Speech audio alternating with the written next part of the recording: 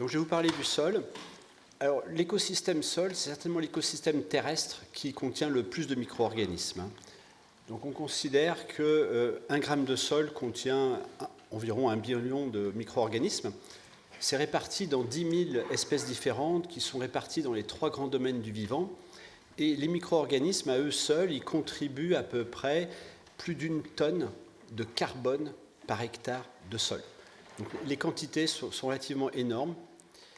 Alors les facteurs pédologiques qui influencent le plus la structure et la composition de ces communautés microbiennes, c'est surtout le pH du sol, la quantité et la qualité de matière organique, mais aussi le taux d'oxygénation. Les autres paramètres du sol ont beaucoup moins d'influence sur ces communautés microbiennes, et il faut bien voir que ces communautés microbiennes, elles se cultivent par l'agriculteur comme il cultive ses plantes en même temps. Alors sans surprise, les facteurs agronomiques qui influencent le plus ces communautés microbiennes, c'est l'apport de matière organique et surtout le compost. Ça a à la fois un effet quantitatif, mais aussi de longue durée sur ces communautés. Et un agriculteur peut tout à fait adapter le type de communauté microbienne en fonction du type de matière organique qui est rajoutée. Alors, les racines jouent aussi un rôle dans ce système-là, et c'est ce que je vais vous détailler aujourd'hui. Alors, on sait tous qu'une racine, ça prélève l'eau, l'oxygène du sol, et puis ça émet du CO2. Puis en même temps, une racine, ça peut un peu acidifier les roches autour, ce qui libère des composants nutritifs, et ça favorise sa nutrition. C'est ce cercle vertueux ici. Alors cette zone de sol qui est sous l'influence de la racine s'appelle la rhizosphère. Alors ce qui est moins débattu, c'est que les racines, elles sécrètent énormément de nourriture. Donc elles vont à la fois sécréter des cellules qui desquament des racines, ce qu'on appelle les cellules bordantes, elles sécrètent des polymères de sucre mucilagineux, elles sécrètent des sucres simples, des acides aminés, des acides organiques, et tout ça, ça va contribuer à la croissance des micro-organismes qui sont au contact de cette racine. Alors pour éviter que tout prolifère de manière anarchique, les végétaux sécrètent en parallèle des antibiotiques sélectifs, donc par exemple des phytoalexines ou bien des protéines PR, et ça fait que seulement un sous-jeu de micro-organismes va vraiment se développer au contact de la racine. Alors les sécrétions, mais aussi une bonne partie de ces micro-organismes vont être en retour réabsorbés par la plante. Alors pour chiffrer tout ça, on considère qu'en moyenne, à peu près 17% de l'activité photosynthétique d'une plante est sécrétée. En quelques heures, elle est consommée par les micro-organismes et à peu près 2/3 est repris par la plante et 1/3 va finir incorporé dans le sol.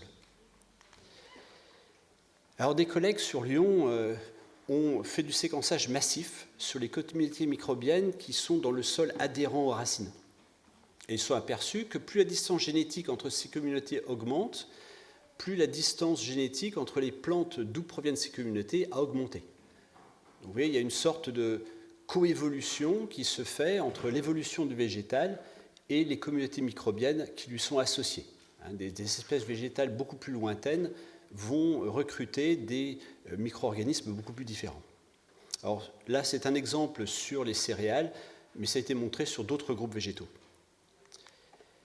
Donc on a un système où plus on va se rapprocher de la racine, plus la densité de cellules microbiennes va augmenter, mais par contre leur diversité génétique va diminuer au fur et à mesure qu'on se rapproche de la racine.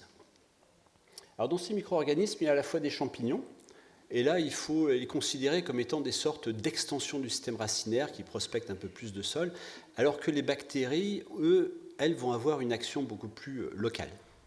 Alors je vais me focaliser sur ces bactéries. Certaines de ces bactéries, on les trouve à une certaine distance de la racine.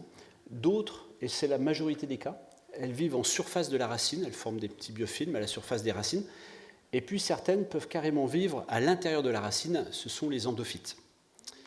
Alors pour essayer de bien clarifier où se situent ces endophytes, parce qu'il y a pas mal de débats et de questionnements là-dessus, et des choses ne sont pas toujours très vraies, je rappelle par ces coupes de racines, donc d'une dicotylédone puis monocotylédone, qu'en fait, une racine végétale, c'est constitué d'un système de double peau. Il y a une peau externe, le rhizoderme, et puis il y a une peau interne, l'endoderme, et c'est elle qui entoure les vaisseaux conducteurs. Alors, l'eau, les minéraux, mais aussi beaucoup de bactéries et de champignons, ils peuvent se balader assez librement entre les cellules qui sont situées entre ces deux peaux. Par contre, pour passer la peau interne, c'est une autre paire de manches. Là, la plante est relativement étanche et seules les substances solubles et l'eau vont pouvoir passer à travers. Et là, ça se fait par un pompage sélectif à travers les cellules de cette peau interne. Alors, ces cellules de la peau interne, elles ont des parois très renforcées. Quand on fait des coupes de racines, on les voit très bien. C'est ce qu'on appelle le cadre de Caspary.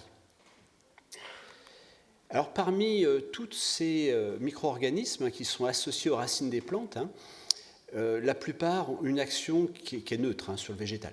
Et puis certains ont une action stimulatrice sur leur croissance. C'est ce qu'on va appeler les bactéries stimulatrices de croissance, qu'on abrège aussi PGPR. Alors dans ces bactéries, on distingue deux grands types. Il y a celles qui vont faire des symbioses vraies, comme c'est montré ici. Et une symbiose vraie, vous avez développement d'organes spécifiques, des nodules, qui vont héberger les micro-organismes symbiotiques. Et ceux-ci ont une très forte capacité à fixer l'azote de l'air et à le transformer en ammonium. Alors ce système fonctionne bien, par contre il est relativement rare à l'échelle du vivant, puisque ça concerne très peu de couples. Vous avez le couple légumineuse rhizobiacée, qui est bien connu, puis aussi les couples Aulne-Casuarina avec les Frankia. Dans la plupart des cas, on va avoir des symbioses qu'on appelle associatives, c'est-à-dire qu'il n'y a pas de développement, création de nodules spécifiques pour héberger ces bactéries. Et en fait, elles sont colorées ici en vert, elles vont former des petites colonies qu'on va trouver un peu dispersées le long d'une racine. Et quand la racine pousse, les colonies se multiplient et puis elles reforment des nouvelles colonies et elles suivent la racine dans sa croissance. La fixation d'azote est relativement faible. Par contre, ce sont des associations qui concernent la quasi-totalité des plantes cultivées et qui intéressent beaucoup de familles bactériennes. Alors, toutes ces bactéries là, en symbiose associative, elles sont souvent vendues sous le vocable de phytostimulants maintenant, c'est un terme plus général, et ça regroupe des activités à la fois de biocontrôle puis de biofertilisation. Alors, il y a des activités de biocontrôle où ces bactéries associatives, elles vont lutter contre les ravageurs, à la fois par compétition directe, microbe contre microbe, mais aussi production d'antibiotiques, stimulation des défenses de la plante. Ils peuvent aussi aider la plante à lutter contre des stress abiotiques, sécheresse, anoxie, froid, salinité. Vous avez ici un exemple de concombre qui a été cultivé avec Pseudomonas ou sans Pseudomonas et sur lequel on a coupé la ligne d'irrigation jusqu'au moment où on voit ceux qui tolèrent le mieux le stress hydrique. Au niveau de la biofertilisation, ces bactéries elles vont aider à un peu de fixation d'azote, c'est faible, mais un petit peu.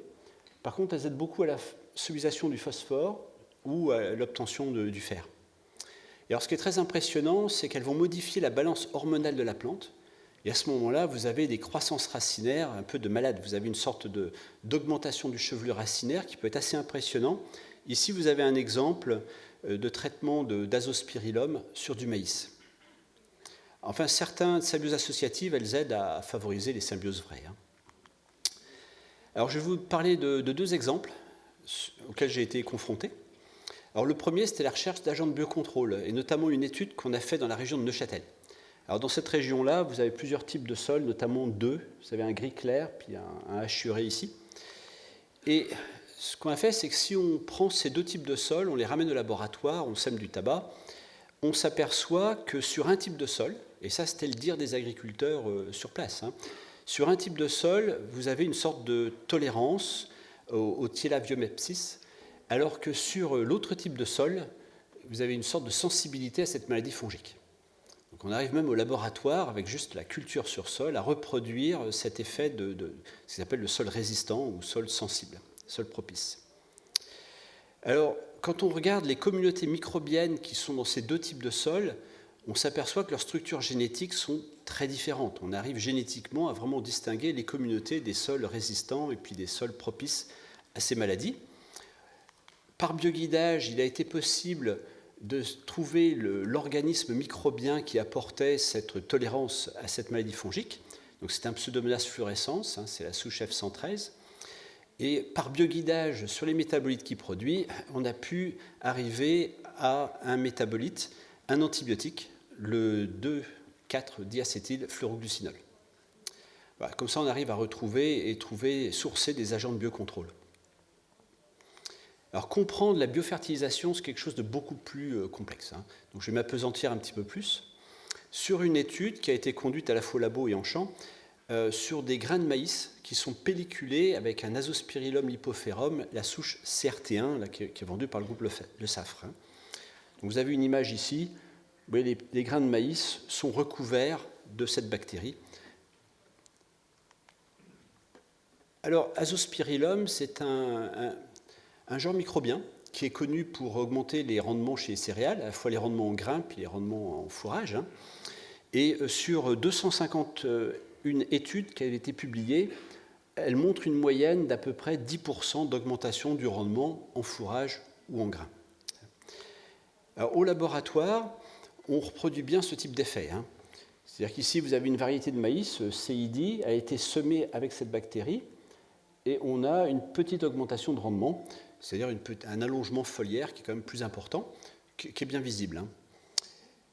Cela dit, poteau rose, si ça marchait très bien sur des variétés comme CID, vous voyez que par exemple sur une variété comme Futurix, vous n'avez pas d'augmentation de la longueur foliaire. Donc là, il y a vraiment un aspect variétal, et ça c'est un point important qu'il faut bien comprendre, c'est qu'il y a une relation de spécificité qui s'établit entre ces bactéries et puis les plantes. Et ce qui marche sur une variété ne marche pas forcément sur une autre. On ne peut pas extrapoler aussi facilement. Pour vous donner mon expérience, il fallait que je teste 6 variétés de maïs avant d'en trouver une qui répondait à la bactérie du producteur. Donc on ne tombe pas dessus aussi facilement. Cela dit, quand ça marche, c'est vraiment super. Vous allez avoir des grandes croissances foliaires, je viens de vous montrer, mais aussi racinaires. Et comme vous voyez sur la photo ici, c'est surtout les racines secondaires qui vont se développer. Donc on a un chevelu racinaire qui est beaucoup plus important. Et puis, quand on mesure l'activité photosynthétique ou bien le potentiel de conversion photosynthétique, il y a une belle augmentation d'activité photosynthétique dans les cultivars qui répondent. Puis encore une fois, notre cultivar Futurix ne répond pas à ce système-là. Alors, comprendre comment une bactérie active la croissance d'une plante, c'est quelque chose d'extrêmement complexe. Là, il a fallu sortir l'artillerie lourde. Alors, sur une étude métabolomique, donc on a regardé les teneurs de 124 ou 154 substances végétales dans les racines et dans les feuilles. Et ça couvre à peu près toutes les voies métaboliques majeures. Et c'est là qu'on voit qu'il y a, quand il y a augmentation de croissance par ces bactéries, vous avez une modification de l'allocation des ressources à l'intérieur de la plante. C'est-à-dire que la bactérie va favoriser l'allocation des ressources vers la racine. Donc vous allez avoir une baisse très importante de nombreuses molécules énergétiques au niveau des feuilles. Donc si le chiffre est en rouge, parce que les concentrations baissent, et ces mêmes molécules, elles vont pouvoir augmenter dans la racine. C'est pour ça que le chiffre est en vert. Quand on regarde l'expression des gènes, alors on a suivi l'expression de 27 à 32 000 gènes de maïs. Pour vous donner une idée, un maïs, ça a un génome qui contient à peu près 35 000 gènes. Donc on a une couverture assez complète de l'expression de ce génome. Et c'est là qu'à notre grande surprise, très peu d'impact sur l'expression des gènes au niveau des racines. Or, c'est pourtant là que se situe la bactérie. On a beaucoup plus d'impact au niveau des feuilles. Donc cette bactérie sur les racines a un impact beaucoup plus important au niveau des feuilles. Et quand on regarde l'ensemble des gènes dont l'activité est modifiée par cette bactérie, sur notre variété de maïs qui ne donne pas de réponse de croissance, on voit en fait une réponse en termes de métabolisme oxydatif. C'est-à-dire que là, il y a un stress oxydatif qui, in fine, est une réaction de défense et ça va finir par tuer la bactérie. Le maïs l'a reconnu comme étant un externe. Par contre, dans le cas du maïs qui répond positivement à la bactérie, il y a toute une série d'activités cellulaires qui se mettent en place, qui fonctionnent en réseau et qui vont concourir à la division cellulaire puis à la croissance. Et quand on fouille là-dedans, on arrive même à savoir, parmi l'ensemble des très nombreux protéines qui font fonctionner les photosystèmes végétaux, photosystèmes 1 et 2, on arrive même à savoir exactement lesquels sont stimulés par cette bactérie. Donc on arrive à être relativement précis, à expliquer l'augmentation d'activité photosynthétique. En attendant, nous, ce qui nous a vraiment interpellés, c'est pourquoi une bactérie sur des racines arrive à augmenter l'activité photosynthétique des feuilles. Il y a quand même une certaine distance à parcourir. Pour essayer de comprendre ça, on a fait l'analyse chimique de la sève ascendante. On a suivi 119 substances, leurs différentes teneurs, etc. Et c'est comme ça qu'on s'est aperçu qu'il y a 17 d'entre elles dont les concentrations varient pareillement, quelle que soit la variété de maïs. Donc il y a une sorte de réponse commune à toutes les variétés de maïs quand on leur met ce genre de bactéries. Et puis il y a 15 substances qui varient uniquement quand on aura augmentation de croissance. Et parmi les 15, on avait le glucose. Alors vous allez me dire la molécule la plus simple. Au début, on cherchait tous des trucs tordus, des molécules nouvelles pour la science. Bref, la plus simple était la meilleure, et c'est celle qui fonctionne le plus, parce qu'après tout, le glucose pour un végétal, c'est un modulateur de l'action de beaucoup d'hormones. Alors je vous résume tout ça. Un végétal, c'est constitué de feuilles qui font de la photosynthèse, ça produit des molécules énergétiques qui descendent au niveau des racines, et quand les racines poussent, elles consomment toute cette énergie pour pousser, ce qui fait qu'il y a beaucoup moins de ces molécules énergétiques qui remontent vers les feuilles, et ça c'est un signal pour les feuilles qu'il faut activer la photosynthèse, en produire un petit peu plus. Et c'est comme ça que la machine fonctionne. Quand on met notre bactérie sur les racines, elle consomme les exudats racinaires. S'il y a reconnaissance, il y aura croissance de la racine, consommation importante de métabolites, moins de sucre remonte, donc moins de glucose, et moins de glucose au niveau des feuilles, ça veut dire activation de la cascade de l'hormone du stress abiotique, qui est l'acide abscisique, activation de la cascade des hormones de croissance de type auxine, puis activation de la photosynthèse qui fait plus de sucre et donc plus d'exudats, plus de croissance bactérienne, et puis tout le cycle devient positif. Alors tout ça c'est bien beau, c'est en laboratoire. En champ, la situation est un peu différente. On a retrouvé tous ces effets de croissance foliaire, tout ça. Par contre, ce n'est pas ça qui donne une augmentation de rendement au moment où l'agriculteur arrive. En fait, c'est vraiment autre chose. Pour ça, on a conduit des expérimentations de terrain sur 3 sites au sud de Lyon, dont un qui était conduit sans labour ou en bio. Alors sur un des sites, le site BV, l'année 2014, on a bien retrouvé ce qui est publié, c'est-à-dire 10% d'augmentation de rendement, courbe verte par rapport au petit carré rouge, le losange rouge, et ça, quelle que soit la dose d'azote qui avait été mise au champ au moment du semis. Bon, super. Mais bon, la situation n'est pas tout à fait aussi rose. Je dois vous dire que quand j'ai commencé à regarder cette bactérie, puisqu'elle devenait sur la racine, tout ça, je m'apercevais que 20 à 30 jours après le semis, elle était indétectable. Pareil, si je mettais la bactérie sur le sol, sans maïs, en 20 à 30 jours, sa concentration diminuait lentement. Bon. Puis après, on ne la trouve plus. Par contre, si le sol a été préalablement stérilisé et qu'on met cette bactérie sur du sol stérile, là, elle reste très viable et elle se développe très bien. Donc ça veut dire que prendre une bactérie exogène et puis la mettre sur un sol qui a des communautés microbiennes déjà préétablies, elle ne trouve pas sa place. On ne peut pas l'insérer comme ça. Il y avait déjà la niche écologique était déjà utilisée, était bien structurée, et on n'arrive pas, en prenant une bactérie qui vient d'ailleurs, se dire qu'elle va proliférer et puis s'installer dans le système.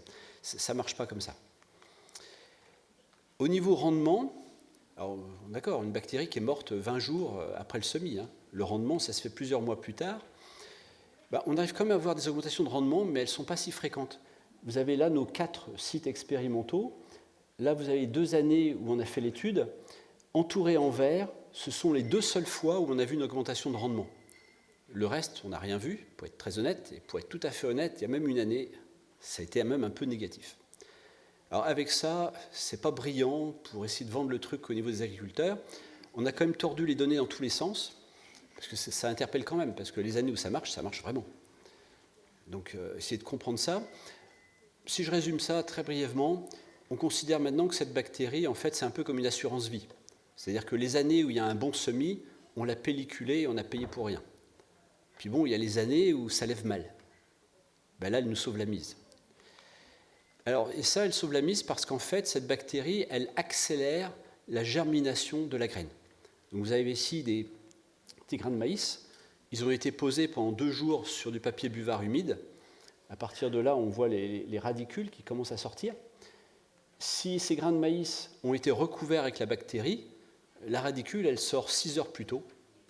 Or, une sortie plus rapide et plus précoce de la racine, c'est un enracinement plus profond, plus précoce, et donc moins sujet aux accidents climatiques de surface d'une graine qui ne serait pas encore assez enracinée. Et donc une mauvaise année, on a une meilleure germination, et c'est en fait l'augmentation de rendement qu'on voyait. Alors le futur dans tout ça, les sociétés qui vendent ces biostimulants, elles ont déjà un peu adapté leur système, c'est-à-dire qu'elles arrêtent un peu de vendre une bactérie unique, un peu miracle, ou un champignon unique, un peu miracle. Elles commencent à vendre ce qu'elles appellent des SynCom, c'est-à-dire des communautés synthétiques. Donc ça, c'est constitué de la manière suivante. Ils ont été sourcés des micro-organismes élites dans toute une série de sites, par différentes études. Puis après, ils font un mix, puis ils nous vendent le mix. Bon, ça ne résout pas le problème du fait que ces bactéries, elles viennent de très loin. On essaie de les mettre dans un sol qui a déjà des communautés structurées. Ce n'est pas dit que vraiment elles aient un impact de long terme là-dessus. Ce qui se développe en laboratoire, c'est ce qu'on appelle maintenant les communautés naturelles, donc les NatCom. Donc on va essayer de travailler avec les locaux.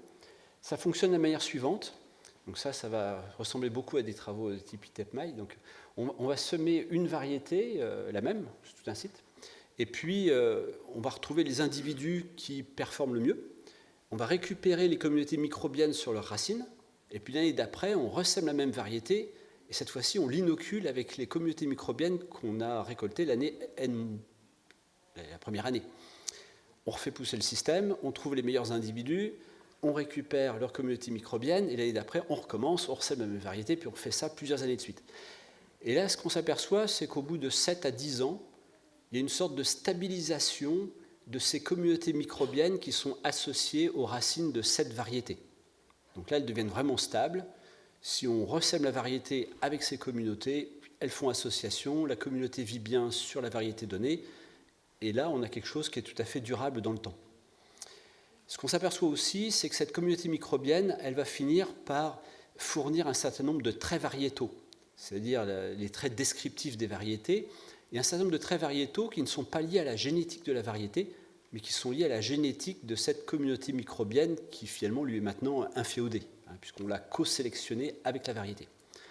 Vous voyez, c'est un peu une double peine pour le futur ITEPMAI. Il faudrait non seulement sélectionner les variétés, mais sélectionner la communauté microbienne qui va avec.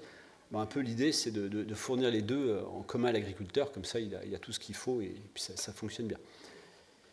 Voilà. Mais ça, c'est pour le futur, c'est encore en laboratoire.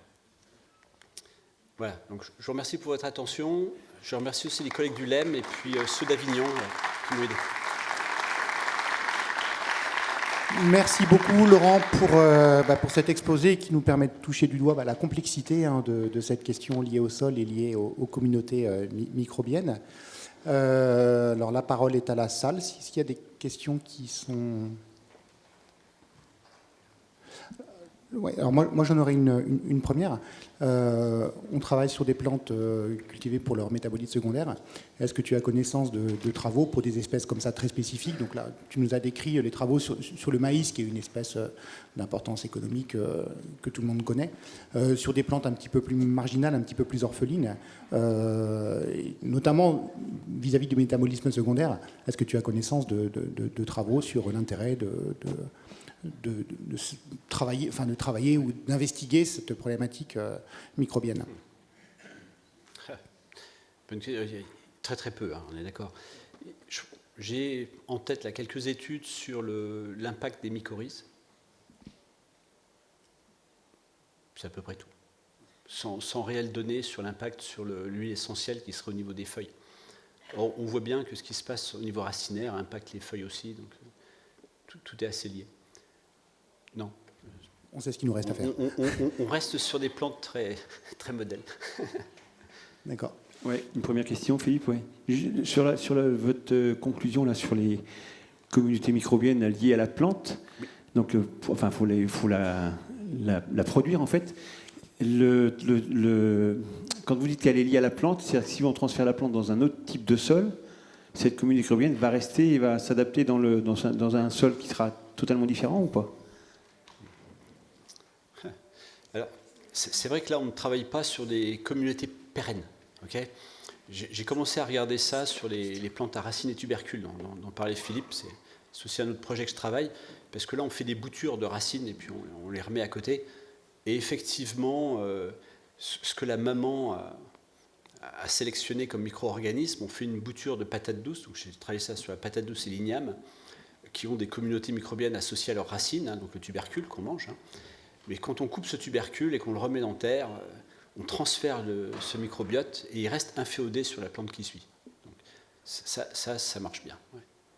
Maintenant, là, sur le maïs, on est sur des plantes c'est d'1 an. Pareil, il y a des collègues qui travaillent sur le colza, c'est des plantes d'1 an. Voilà. Donc l'hiver, ils récupèrent les graines et le microbiote, et puis au printemps, ils remettent les deux ensemble. Alors ça se pellicule. Cela dit, je dirais, c'est un peu les projets qu'on développe sur le labo, c'est-à-dire que faire cultiver tous ces micro-organismes, ça va être un moment coûteux. Or, finalement, un sol bien travaillé, tous les conseils normaux pour bien travailler son sol, cultive les micro-organismes. Donc, finalement, sur un site donné, il est présent. Et si on y a cultivé une variété donnée, finalement, récupérer le sol, on récupère la sélection faite par la plante qui a poussé dessus. Et on peut transférer ce sol sur un autre site, en petite quantité, juste pelliculer sur la graine, ça suffit. Donc c'est des très petites quantités et ça suffit à réimplanter un microbiote. Le tout, c'est que l'association plante-microbiote soit vraiment stable. Or, quand on sélectionne des variétés, on ne se pose pas la question de savoir s'il y a eu coévolution du microbiome associé. Généralement, on va beaucoup trop vite. C'est-à-dire qu'en quelques années, on a trouvé une nouvelle variété et puis on la met en terre un peu partout. Elle n'a pas eu le temps de s'inféoder un microbiote. Mais si on laisse le nombre d'années suffisant, on finit par la laisser, recruter ce qu'il faut et avoir un microbiote associé stable.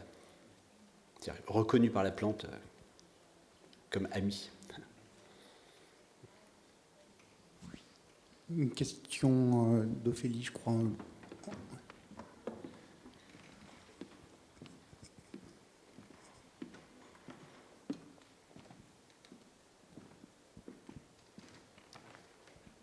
Merci. Tout d'abord, merci pour votre présentation hyper intéressante. Ophélie Bazin, Yves Rocher, du coup. J'ai vu il y a quelques années qu'il y avait eu des études qui avaient été faites sur la sélection que la plante peut faire sur les communautés bactériennes qui arrivent sur les semences, en fait, qui sont ensuite généralement, du coup, stérilisées et, d'après ce que vous dites, réinoculées. Est-ce qu'il y a des travaux qui sont faits dans l'idée de peut-être conserver les communautés bactériennes ou microbiennes de façon générale, qui sont transmises par la plante aux semences et qui, j'imagine, sont du coup assez faites exprès pour oui, il y a une transmission maternelle. Ouais. Ouais, de plus en plus, oui. Enfin, nous, en tout cas en laboratoire, hein, on cherche à garder l'association. C'est sûr que pour ceux qui vendent ces micro-organismes, c'est pas ce qu'ils cherchent. Ils préfèrent des semences stériles et puis ils vendent la bactérie qui va avec. Mais bon, c'est aller vers beaucoup de complications. Okay. Très clairement, ce qu'on voit, c'est qu'il y a un phénomène de co-sélection. Et donc, il suffit de laisser les choses se faire. Je dirais qu'il faut voir un peu, c'est comme Yves Rocher qui va embaucher des nouveaux employés. Donc, ils font un appel à CV. Donc, c'est un peu ce que fait la plante. Elle est dans son sol. Elle prend tous les CV environnants. Et, bon, normalement, on trouve des compétences. Après, les compétences, elles se travaillent. C'est-à-dire que petit à petit, les micro-organismes, toutes les 20 minutes, ils se divisent. Donc, ça va très vite. Donc, très rapidement, la plante peut carrément faire de la sélection sur ce qui existait déjà. Donc, à partir d'un stagiaire qui était déjà pas mal, elle arrive à en faire un bon employé. Donc, c'est un peu la même analogie. Donc, il n'y a pas forcément besoin d'aller à l'autre bout de la planète trouver un organisme miracle. Finalement, il est déjà un peu présent. Et ce que je remarque en termes quantitatifs, pour mettre tout en perspective, parce que quand on fait des études de recherche, on zoome tellement qu'on magnifie les choses et ça ne donne pas un recul suffisant. Mais pour être tout à fait honnête, je dirais dans tous les sites que j'ai étudiés, ceux qui avaient une bonne teneur en matière organique, une bonne gestion du sol, comme par hasard, tout ce qu'on sème recrute toujours les bonnes bactéries. Alors que celui qui a peu de matière organique, un sol asphyxié, etc., très peu de micro-organismes, il a très peu de CV à disposition, tout va très mal. Cette matière organique elle est nécessaire aussi pour faire vivre les bactéries. Elles ne vivent pas qu'aux dépens de la plante, hein. Elles vivent dans le sol. Donc il faut qu'elles aient de quoi manger. Donc finalement, l'apport de matière organique reste une pierre angulaire, et ça, les agronomes l'avaient compris depuis très longtemps. Ça fait sens. Et puis, la sélection génétique joue beaucoup de rôle. Si vous voyez les variétés de maïs qui ne répondaient pas très bien en termes de croissance, c'est ceux qui poussaient le mieux, ceux qui toléraient le mieux les stress hydriques, enfin, les super variétés génétiques qui sortaient là, de RAGT et COSAD, elles ne répondaient jamais à ma bactérie. Par contre, tous les faiblardes, elles étaient ressuscitées par ma bactérie. Bon, voilà, donc c'est peut-être qu'une cerise sur le gâteau, je pense qu'elle concourt quand même à la situation. Il ne faut juste pas oublier que d'abord on travaille bien son sol pour qu'il y ait d'abord une bonne variété, une bonne densité de micro-organismes pour faire des bonnes sélections. Et puis ensuite avoir une bonne sélection génétique sur la plante. Après, on a parlé de plasticité tout à l'heure. Voilà, la plasticité de la plante, c'est lié à son génome, puis c'est lié aussi à tout ce qui est sur elle. Hein. Finalement, les microbes qu'elle sélectionne, elle les sélectionne parce qu'ils ont une génétique que la plante n'a pas. Donc elle fait copain-copain pour avoir les fonctions génétiques de ces micro-organismes. Voilà, donc ça augmente un petit peu sa marge de plasticité. C'est peut-être la cerise sur le gâteau, mais les gâteaux sans cerise, c'est pas très bon. Donc il faut en tenir compte. Donc c'est une nouvelle réflexion à avoir pour l'agronomie. Il y avait une dernière question de Christelle. Oui, bonjour, Christelle Garnier de l'ITEP-MAI. Vous nous avez expliqué que le microbiote était très spécifique, non seulement au sol, mais aussi à la culture qui était, même à la variété qui était cultivée sur ce sol. Mais vu que l'année d'après, il faut des rotations de culture, dans les bonnes pratiques, du coup l'année d'après c'est une autre espèce, au moins une autre variété, voire une autre espèce dans le meilleur des cas. Du coup, il faut que le microbiote recommence à zéro, en fait, puisque l'année d'avant, il s'est adapté à autre chose. Oui, il le fait très vite. Hein. On parle d'1 million d'organismes par gramme, en moyenne, hein, ça peut monter à 10 millions. On parle de plus de 10 000 genres, donc il y a tout. Il y a tout ce qu'il faut. Après, quand on est sur un genre donné de micro-organismes, c'est comme les humains, ils ne se ressemblent pas. Il y en a qui sont meilleurs basketteurs que d'autres. Donc finalement, sur une population humaine, une année, on peut sélectionner les bons basketteurs, puis après les bons footballeurs, puis, etc. Donc c'est pas un souci. Le tout, c'est d'avoir cette population. Il faut avoir l'espèce qui soit en suffisamment grand nombre. Si vous êtes sur un sol déprimé en termes de micro-organismes, comme j'ai pu en avoir, là, on en compte 100 000 tous les grammes. On dit désolé à l'agriculteur. On mesure la matière organique, 1% de matière organique, on se dit oh là, t'es tombé bas, finalement il n'y a plus grand-chose. Et là, comme par hasard, ils ne recrutent plus grand-chose parce que faut imaginer la population humaine réduite à 10 000 habitants et il faut faire une équipe de foot très, très compétente. Bon, ça marche mieux avec 8 milliards. Donc c'est un peu la même chose. Donc il ne faut pas trop se soucier de ça. Oui. Après, il y aura une nouvelle sélection pour une nouvelle fonction, très bien. Mais il faut maintenir la vie dans le sol. En fait. Je pense que c'est le plus important. Après, on ne maîtrise pas tous ces trucs-là. Ils travaillent ensemble, ces micro-organismes. C'est très complexe, ils ne travaillent pas seuls. Hein. Autant les grandes plantes peuvent vivre toutes seules, mais les micro-organismes, ils ont des fonctions qu'ils partagent entre eux. Donc, ils vivent en communauté. Oui,